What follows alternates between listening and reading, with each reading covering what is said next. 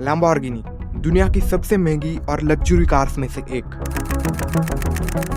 शायद ही कोई ऐसा इंसान होगा जिसे लैम्बोर्गिनी की कार्स पसंद ना हो। दुनिया के सबसे अमीर से अमीर इंसान, एक्टर्स लैम्बोर्गिनी की कार्स ओन करने के सपने देखते हैं। मगर क्या आप जानते हो कि अगर तो फरारी कंपनी नहीं होती तो हम कभी लैम्बोर्गिनी की कार्स देख ही नहीं पाते और ना लैम्बोर्गिनी इतनी बड़ी कंपनी होती।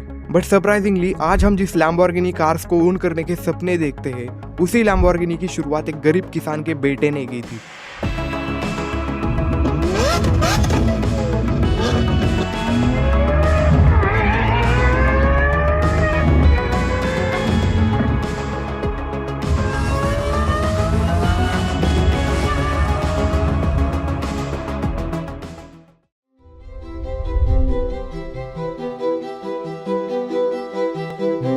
कहानी की शुरुआत होती है 28 अप्रैल 1916 से, जहां पर इटली की एक छोटे से रेनाडो नाम के गांव में जन्म हुआ फेरुचियो लैम्बोर्गिनी का। फेरुचियो के पेरेंट्स को कुल 5 बच्चे थे और उनमें से फेरुचियो सबसे बड़े थे और उनके माता पिता वाइन बनाने के लिए अंगूर की खेती करते थे और एक मिडिल क्लास फैमिली की तरह उनके पिता चाहते थे कि फेरुचियो भी उनकी खेती करने में मदद करे और खुद खेती संभाले। मगर फेरुचियो लैम्बोर्गिनी का इंटरेस्ट कभी खेती करने में था ही नहीं। उनका इंटरेस्ट था तो एक ही चीज में, इंजिन्स और कार्स। वो अपने खाली टाइम में हमेशा खेत में यूज होने वाले ट्रैक्टर्स को रिपेयर करने में लगे रहते थे। अब फेरुचियो लैम्बोर्गिनी के पास 2 ऑप्शंस थे, एक तो अपने पिता की बात मानकर खेती करे और दूसरा ऑप्शन अपने पैशन को फॉलो करे। इन 2 ऑप्शंस में से एक को सेलेक्ट करना फेरुचियो के लिए बहुत कठिन था, मगर फेरुचियो ने अपने पिता के खिलाफ जाके अपने फैशन को फॉलो करना सही समझा। प्राइमरी स्कूलिंग पूरी करने के बाद उन्होंने फाइटलरी टेडिया टेक्निकल इंस्टीट्यूट से मैकेनिक्स की पढ़ाई की और ग्रेजुएशन के बाद उन्हें एज ए मैकेनिक्स की जॉब भी मिल गई। मगर अब आने वाला था कहानी में बहुत बड़ा twist, world war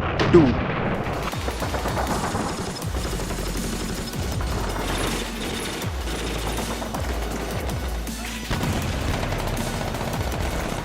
world war 2 के दौरान फेरुचियो को रॉयल इटालियन एयरफोर्स में शामिल कर लिया गया। मगर जब हायर ऑफिसर्स को फेरुचियो के मैकेनिकल एबिलिटी के बारे में पता चला, तब फेरुचियो को ग्रीक आइलैंड ऑफ रोड्स में आर्मी के ट्रैक्टर्स और डीजल ट्रक्स को मेंटेन और रिपेयर करने के लिए भेज दिया गया, जहां उन्होंने वॉरप्लेन्स और मिलिट्री व्हीकल्स को रिपेयर करना सीखा। आर्मी के व्हीकल्स को रिपेयर और मेंटेन करने का ये एक्सपीरियंस उनकी लाइफ में एक बहुत बड़ा बदलाव लाने वाला था। 1943 में इटली ने अपनी तरफ से वॉर को खत्म कर लिया और रोड्स आइलैंड वापिस जर्मनी के पावर में चला गया। मगर फेरुचियो ने सिटीजनशिप की परमिशन लेकर रोड्स आइलैंड पर ही अपनी खुद की मैकेनिकल वर्कशॉप खोली, आर्मी के ट्रक्स और ट्रैक्टर्स को रिपेयर करने के लिए।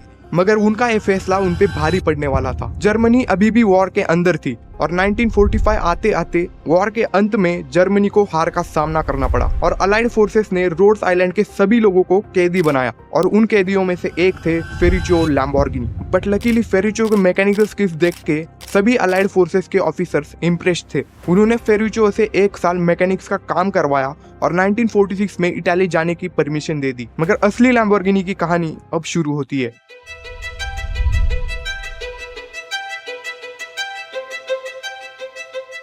साल 1946 जब फेरुचियो वापिस इटली आए, तब उनके पास बड़े लंबे समय के लिए जॉब नहीं थी। उन्हें जॉब के लिए इधर उधर भटकना पड़ता था, कभी सड़कों पे तो कभी छोटी छोटी गलियों में। तब उन्हें मन ही मन लग रहा था कि उन्हें कुछ बड़ा करना चाहिए। तब उन्होंने देखा कि वॉर क्राइसिस के बाद इटली के गरीब फार्मर्स को ट्रैक्टर अफोर्ड करना बहुत मुश्किल हो गया था और इसका नतीजा, जिस काम को ट्रैक्टर से 1 घंटे में किया जा सकता है, उस काम को 2 दिन का समय लग रहा था। और उस टाइम पेट्रोल के प्राइस भी वॉर की वजह से अपने पीक पर थे। जिनके पास ट्रैक्टर्स थे वो लोग भी ट्रैक्टर्स को यूज नहीं कर पाते थे। फेरुचियो ने सोचा कि वो इन प्रॉब्लम्स को सॉल्व कर सकते हैं। वॉर के बाद इटालियन गवर्नमेंट आर्मी व्हीकल्स को ऑक्शन में बेच रही थी अपने इकोनॉमी को इंप्रूव करने के लिए। इस टाइम फेरुचियो के पास बहुत बड़ी अपॉर्चुनिटी थी। उन्होंने इस अपॉर्चुनिटी का फायदा उठाने की सोची। उन्होंने ऑक्शन में जाके ओल्ड ब्रिटिश मॉरिस इंजिन्स को खरीदना चालू किया और उन इंजिन्स को मॉडिफाई करके ऐसा बनाया कि वो स्टार्ट तो महंगे पेट्रोल पे हो, मगर स्टार्ट होने के बाद सस्ते डीजल पर चले। और इस इंजन से फेरुचियो ने अपना पहला ट्रैक्टर बनाया L33। अब फेरुचियो के पास मॉडिफाई किया हुआ इंजन था, ट्रैक्टर था, एक बड़ी ट्रैक्टर कंपनी खोलने की आइडिया थी। मगर ट्रैक्टर मार्केट पहले से ही बड़ी बड़ी कंपनियों ने डोमिनेट करके रखा था, जैसे फिएट ट्रैटोरी और लैंडिनी। किसी नई ट्रैक्टर कंपनी को खड़ी करना बहुत मुश्किल था। फेरुचियो के पास एक अच्छे आइडिया और इक्विपमेंट्स होने के बावजूद वो हफ्ते में सिर्फ एक ही ट्रैक्टर मैन्युफैक्चर कर पाते थे, मगर उनके ट्रैक्टर्स बेचने में वो कामयाब हो रहे थे। आगे चल के उन्होंने खुद की फैक्ट्री खोली, ट्रैक्टर की मैन्युफैक्चर स्पीड को बढ़ाने के लिए कुछ एम्प्लॉयज को काम पे रखा, मगर इतना काफी नहीं था बड़ी ट्रैक्टर कंपनीज के साथ कंप्यूट करने के लिए। अब उन्हें पैसों की जरूरत थी, तो उनके पिता ने अपनी सारी जमीन एज अ कोलैटरल के तौर पर रखकर फेरिचो को बैंक से लोन दे दिया। अगर तो वो इस मिशन में फेल हो जाते तो उन्हें उनके फैमिली का फार्म खोना पड़ता, बट लकीली ऐसा कुछ नहीं हुआ। फेरिचो ने उस लोन के पैसों से 1000 ब्रिटिश मॉरिस इंजन्स को खरीद लिया और ट्रैक्टर मैन्युफैक्चर किए, और उसी साल इटालियन गवर्नमेंट ने फार्मर्स को इटालियन मैन्युफैक्चर्ड मशीन खरीदने के लिए लोन देने का फैसला किया। और इस पीरियड में फेरिचो का बहुत बड़ा फायदा हुआ। उन्होंने एक स्ट्रॉन्ग मैकेनिकल बेस डेवलप किया और एक सक्सेसफुल बिजनेसमैन बन गए। जल्दी फेरिचो लैम्बोर्गिनी इटाली के one of the richest person में शामिल हो गए। उन्हें पहले से ही गाड़ियों का बहुत शौक था, इसी वजह से उनके गैराज में अल्फा रोमियो, फेरारी, मेसेराटी जैसी बड़ी बड़ी गाड़ियां शामिल थी। मगर फेरिचो के आंखों में इनमें से कोई भी गाड़ी परफेक्ट नहीं थी। फेरारी 250 GT उनके गैराज की सबसे महंगी और लग्जरी कार थी, मगर फेरिचो इस गाड़ी से कभी कन्विंस नहीं थे। बार बार उस गाड़ी का क्लच रिपेयर करवाना पड़ता था और क्लच बहुत नॉइसी था, तो उन्होंने उस क्लच को उनके गैराज में काम करने वाले मैकेनिक को दिखाया और फेरिचो ये बात सुनकर शॉक हो गए कि जो क्लच वो लैम्बोर्गिनी के ट्रैक्टर्स में यूज करते थे वही सेम क्लच महंगी लग्जरी फरारी में भी यूज किया जा रहा था। तो वो डायरेक्टली कंप्लेन लेकर एंजो फरारी के पास चले गए और उन्हें जो प्रॉब्लम्स फेस करनी पड़ती थी वो सब एंजो फरारी को बता दिया। मगर एंजो फरारी ने डिसरिस्पेक्ट करते हुए ये कहा, प्रॉब्लम कार में नहीं है, बल्कि तुम जैसे ट्रैक्टर चलाने वाले को फरारी चलानी नहीं आती, प्रॉब्लम इसमें है। मगर आगे चल के एंजो फरारी के मुंह से निकले हुए ये शब्द उन पे भारी पड़ने वाले थे। ये कमेंट फेरिचो के लिए एक चैलेंज बन गया। उन्होंने डिसाइड किया कि वो एक ऐसी कार बनाएंगे जो फेरारी से भी बेहतर होगी।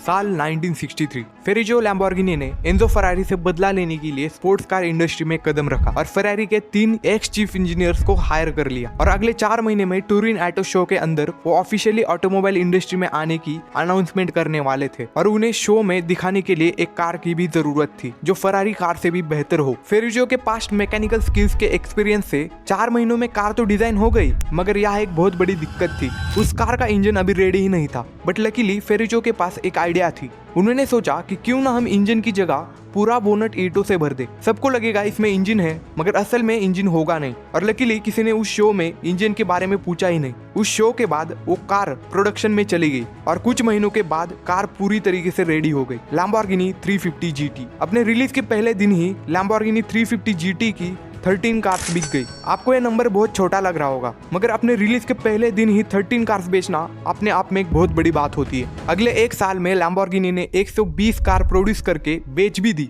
और लैम्बोर्गिनी को as a sports car company एक अच्छी खासी स्टार्ट भी मिल गई। मगर एंजो फरारी को टक्कर देने के लिए इतना काफी नहीं था। ये बात फेरिचो लैम्बोर्गिनी को भी पता थी, तो उन्होंने लैम्बोर्गिनी 350 GT को और ज्यादा मॉडिफाई करना शुरू कर दिया। उसी टाइम पर उनके कुछ टॉप इंजीनियर्स सीक्रेटली एक कार बनाने में लगे हुए थे। इसके बारे में खुद फेरिचो को भी पता नहीं था। उस कार का प्रोटोटाइप निकनेम था लैम्बोर्गिनी P400। बेसिकली वो एक ऐसी कार बना रहे थे जो रोड कार के साथ साथ एक रेसिंग कार भी हो, जो फेरिचो हमेशा से चाहते थे। मगर वो अच्छे से जानते थे कि फेरिचो इस कार को एक्सेप्ट नहीं करेंगे, क्योंकि कुछ साल पहले एक कार रेस के दौरान फेरिचो के साथ एक बहुत बड़ा हादसा हो गया था और इसी वजह से फेरिचो रेसिंग कार बनाने से दूर रहना चाहते थे। बट लकीली फेरिचो ने इस कार को as a marketing tool use करने का फैसला किया। उस कार का नाम रखा लैम्बोर्गिनी म्यूरा और देखते ही देखते उसकी यूनिक डिजाइन और परफॉर्मेंस की पूरी दुनिया में बातें होने लगी। उस कार में सबसे यूनिक चीज थी उसके इंजन का प्लेसमेंट। जहाँ पर बाकी की सारी कंपनीज कार का इंजन आगे लगाती थी, वहीं पर लैम्बोर्गिनी म्यूरा में उसका इंजन पीछे था, जो फार्मूला 1 कार से इंस्पायर होकर लगाया गया था। इसका कारण था एक्स्ट्रा परफॉर्मेंस। फेरिचो लैम्बोर्गिनी के लिए कार सिर्फ व्हीकल्स नहीं थी, बल्कि उनका एक पीस ऑफ आर्ट और इंजीनियरिंग के प्रति उनका डिवोशन का एग्जाम्पल थी। उन्होंने हमेशा इनोवेटिव और बोल्ड डिजाइन पे फोकस किया, जिसके वजह से लैम्बोर्गिनी ब्रांड दुनिया के top luxury sports car brand में शामिल हो गया। मगर दुर्भाग्य से ये फेम, पैसा ज्यादा दिन तक टिकने वाला नहीं था। 1970s में लैम्बोर्गिनी के बिजनेस को कई चैलेंजेस का सामना करना पड़ा। इकोनॉमिक क्राइसिस और ऑयल शॉर्टेजेस की वजह से स्पोर्ट्स कार की डिमांड गिर गई। इसके अलावा लैम्बोर्गिनी ट्रैक्टोरी का एक मेजर कॉन्ट्रैक्ट फेल हो गया, जिसकी वजह से उनका ट्रैक्टर बिजनेस भी क्राइसिस में चला गया। 1974 में फेरिचो ने अपनी कार कंपनी का कंट्रोल सेल कर दिया और एक पीसफुल रिटायरमेंट की तरफ बढ़े। उन्होंने अपनी जमीन पर वाइन यार्ड सेटअप किया और अपना टाइम वाइन मेकिंग और फार्मिंग में लगा दिया। उनका पैशन हमेशा नेचर और मशीन्स के साथ था और रिटायरमेंट के बाद उन्होंने अपनी लाइफ शांति से जीने का डिसीजन लिया। फेरिचो लैम्बोर्गिनी का 20 फरवरी 1993 को इटली में देहांत हो गया, लेकिन उनकी लेगेसी अब तक जिंदा है। लैम्बोर्गिनी का नाम हमेशा पावर, स्पीड और लग्जरी का सिंबल रहेगा। जो जर्नी एक मैकेनिक और ट्रैक्टर मैन्युफैक्चरर के रूप में शुरू हुई थी, वो आज दुनिया के सबसे आइकॉनिक लग्जरी ब्रांड के रूप में इस्टेब्लिश हो चुकी है। लैम्बोर्गिनी की कार्स जैसे एवेंटेडोर, ह्यूराकन और उरुस आज भी उनके विजन को रिप्रेजेंट करती है। फेरिचो का एक फेमस कोट था, everyone has their own Lamborghini, for me it was a tractor first. Ferruccio Lamborghini की कहानी हमें सिखाती है कि अगर डिटर्मिनेशन और पैशन हो तो कुछ भी अचीव किया जा सकता है। एक ऑर्डिनरी फार्मर का बेटा जो ट्रैक्टर्स बनाता था, दुनिया के टॉप लग्जरी कार्स का क्रिएटर बन गया। यही है एक ट्रू इंस्पिरेशन की कहानी। और अगर आपने इस वीडियो को यहाँ तक देख लिया है तो मैं आपको ये वीडियो ज़रूर रिकमेंड करूँगा। मिलते हैं अगली वीडियो में। जय हिंद, जय भारत।